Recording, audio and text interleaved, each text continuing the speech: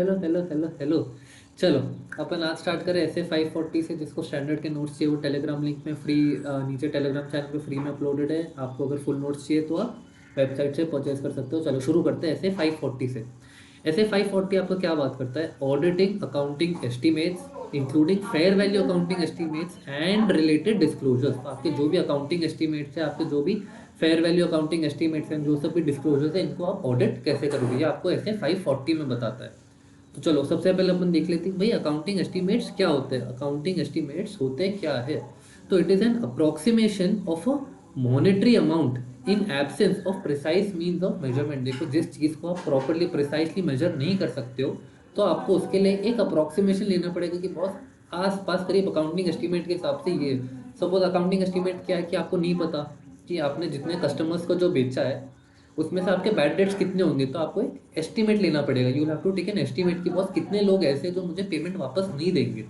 तो that is your accounting estimate. देखो example of accounting estimate, सबसे पहला क्या है? प्रोविजन फॉर बैड डेट्स, आपका डेप्रिसिएशन, आपका इन्वेंट्री लॉस की बॉस मेरी कितनी इन्वेंट्री खराब हो सकती है रखे रखा है।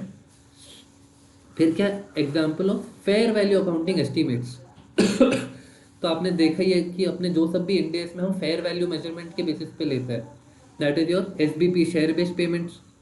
फिर क्या है आपका? Financial instruments, any assets acquired in business combination, इसमें आप उनकी फेयर वैल्यू लेते हो, तो ये आपके फेयर वैल्यू अकाउंटिंग एस्टिमेट्स हो गए। फिर क्या बोलता है? Estimation of uncertainty.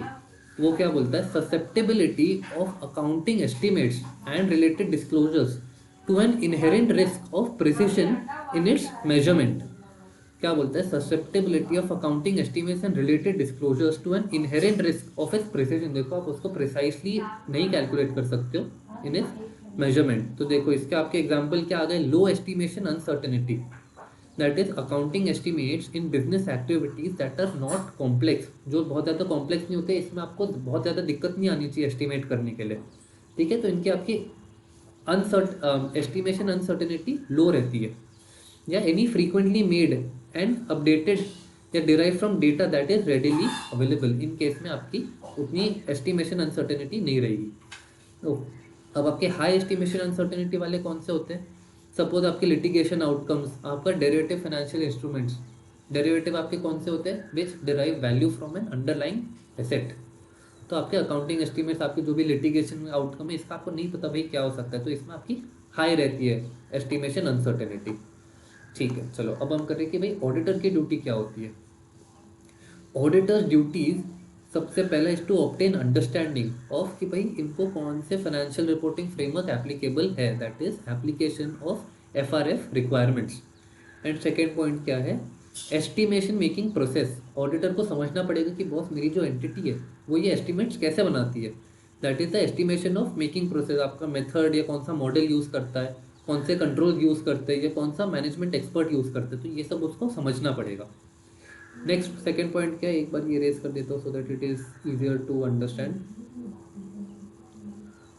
ठीक है, तो आपका सेकंड पॉइंट क्या बोलता है? Review of outcome of accounting estimates. आपके जो भी एस्टिमेट्स है उसका क्या आउटकम निकला, आपको वो भी तो समझना पड़ेगा। पहले हमने प्रोसेस समझ लिया, अब उसका आउटकम समझ रहे हैं। तो क्या बोलता है? Nature, timing and extent of auditors reviews, whether information obtain from review would be relevant to identifying and assessing risk of material misstatement of accounting estimates made in current financial statements। देखो बहुत बड़ा statement, इसको break करके समझते हैं।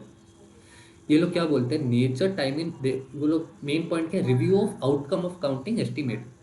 तो लोग क्या बोल रहे हैं? Nature, timing and extent of auditors review. ठीक है, ऑडिटर के जो nature, time and extent of audit procedure रहेगा will depend on whether the information obtained from review would be relevant, मतलब क्या वो काम की रहेगी, to identify and assess the risk of material misstatement of accounting estimates made in the current financial statement. मतलब इनको review करके will it affect my risk of material misstatement, क्या उस पर कुछ फर्क पड़ेगा? अगर फर्क पड़ेगा तो ही मैं करूँ ना।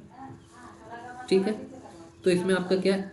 Outcome of accounting estimates will often differ from one recognise in prior period financial statement. आपके जो अकाउंटिंग एस्टिमेट्स होंगे उसका जो आउटकम रहेगा it will usually differ. And second क्या बोलता है? By performing RAP, that is your risk assessment procedures to identify understand the reasons for differences, auditor में obtain information with reference to effectiveness of management prior period estimation process. देखो आप क्या check करो कि भाई मैनेजमेंट ने पिछले साल जो किया था, सपोज मैनेजमेंट ने पिछले साल सोचा था कि हमारे 7% will be provision for doubtful debts, वो एस्टिमेट था। अब आप चेक करो कि भाई एक्चुअली कितने हुए, एक्चुअली जो हमारा था वो कितने था, how close was management estimate. तो आप वो चेक करोगे, that is effectiveness of management prior period estimation process. And second क्या है, audit evidence pertinent to re estimation in current period of prior period accounting estimate. आप उसको वापस re estimate check करो करेंट पीरियड में, ठीक है। आपका लास्ट क्या है, responses to assessed risk. Responses to assessed risk में आपके दो आते हैं, एक है आपका जनरल रिस्पॉन्स, सेकंड है आपका specific response. General response to assessed risk में क्या आता है, whether events occurring up to date of auditors report provide audit evidence regarding accounting estimate. देखो हमने जो सब भी अकाउंटिंग एस्टीमेट्स की थी, मैनेजमेंट ने तो बैलेंस शीट डेट पे बना दिया था ना, हम जो ऑडिट कर रहे हैं वो बाद में कर रहे हैं।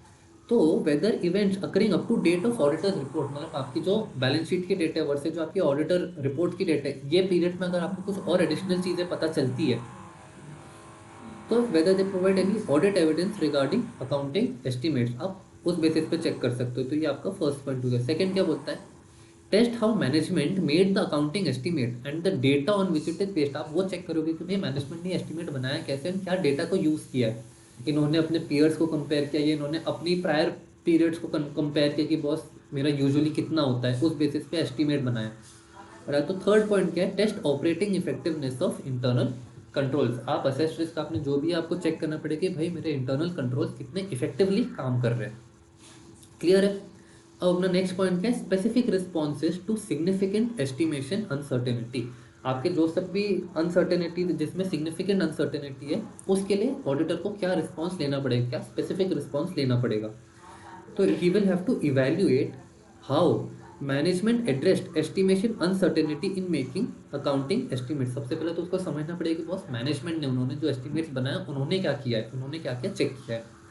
एंड सेकेंड पॉइंट क्या है, whether significant assumptions used by management are reasonable. Management ने भी कुछ ना कुछ तो अजम्पशन यूज़ किए होंगे। देखो अपना पूरा पूरा इंडिया इसके अजम्पशन एस्टिमेट ये सब के बारे में, तो उन्होंने जो से भी अजम्पशन यूज़ किया वेदर आर दे रीजनेबल और not reasonable. If in auditor's judgment management has not adequately addressed the effects of estimation uncertainty, he should develop a range with which to evaluate the reasonableness of accounting estimates। उसको एक range बनानी पड़ेगी boss, इधर से इतना अपना इतना deviation, अपना इतना रेंज हो सकता है कि बॉस फ्रॉम 2% टू 7% या कुछ जो भी। तो ऑडिटर को ऐसी एक रेंज बनानी पड़ेगी, बॉस मेरा जो भी एस्टिमेट है this will range from this to this. Clear है।